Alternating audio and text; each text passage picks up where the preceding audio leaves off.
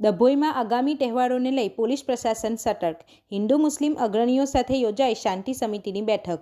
ડભોઈમાં આગામી રવિવારે શિવભક્તોનો પવિત્ર તહેવાર મહાશિવરાત્રિ અને 19 ફેબ્રુઆરીથી મુસ્લિમ બિરાદરોનો પવિત્ર રમઝાન માસ શરૂ થઈ રહ્યો છે. આ બંને ધાર્મિક પર્વોની ઉજવણી ડભોઈ શહેરમાં કોમી એકતા અને શાંતિપૂર્ણ માહોલમાં સંપન્ન થાય તે હેતુથી પોલીસ તંત્ર દ્વારા એક મહત્વની બેઠકનું આયોજન કરવામાં આવ્યું હતું.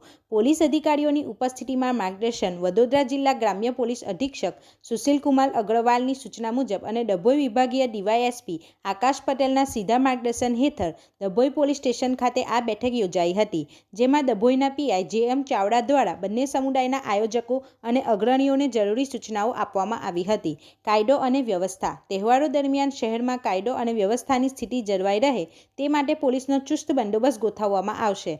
શાંતિપૂર્ણ ઉજવણી. મહાશિવરાત્રિની શોભાયાત્રા અને રમજાન માસની બંદગી દરમિયાન કોઈ અનિચ્છનીય બનાવ ન બને તે માટે આયોજકોને સહકાર આપવા અપીલ કરવામાં આવી. કોમી એકતાનો સંદેશ. આ બેઠકમાં હિન્દુ અને મુસ્લિમ બંને પક્ષના સ્થાનિક આગેવાનો મોટી સંખ્યામાં ઉપસ્થિત રહ્યા હતા અને ભાઈચારા સાથે તહેવારો ઉજવવાનો સંકલ્પ વ્યક્ત કર્યો હતો.